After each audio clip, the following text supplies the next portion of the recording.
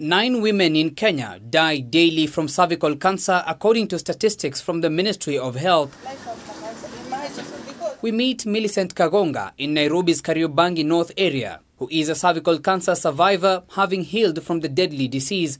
She narrates to us her journey with the disease. Mara yangu ya kwanza kuona discharge ambayo ilikuwa abnormal discharge, si ile ya kawaida ambayo wanawake huwa tunaona. Nilienda hospitali ya kwanza nikaambiwa kwamba mimi bado mchanga, siwezi kuwa na cervical cancer. Kwa hivyo nikapewa antibiotics, nikakaa baada ya wiki moja nikaona ifanye. In 2015, she underwent further tests that confirmed she had cervical cancer. Saratani imenizuia kufanya vitu mingi. Imenizuia maono yangu. Nimefika early menopause, sasa niko 33, niliingia menopause nikiwa 28, na mambo mengine mingi imekosi marriage yangu. The societal stigma saw Millicent boycott treatment until 2017, 2 years after her condition was diagnosed.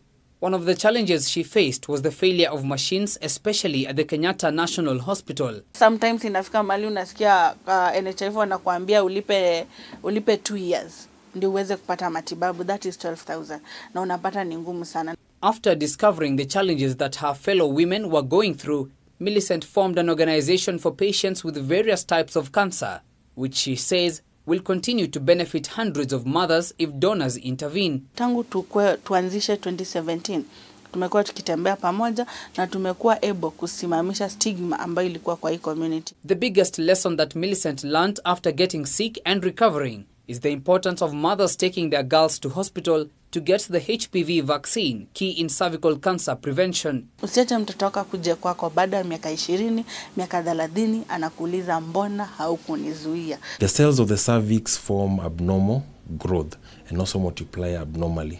That is when we say that there is cervical cancer. Dr. Nderito Wangoi, a public health expert, points out the early signs and symptoms of cervical cancer. Abnormal uterine bleeding, postmenopausal bleeding, or even bleeding in between menses, and also abnormal vaginal discharges. The Ministry of Health says that any type of change in the cervix caused by the HPV virus can continue for 10 to 15 years before the cancer manifests, hence the importance of regular hospital checkups. From 21 years, you should start getting screening.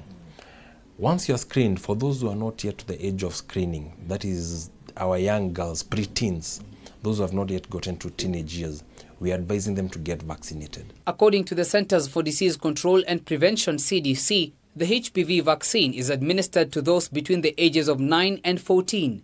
The second dose is given 6 months after the first dose. Even those who are up to the age of 26, 27 and have not been vaccinated, and they don't have symptoms, and they have been screened, they can also be vaccinated. Currently, the Ministry of Health and various hospitals are conducting cervical cancer screening throughout the country in a bid to help in early diagnosis and treatment, with the program set to continue until the end of this month. Ben Kerera, K24, Health Beat.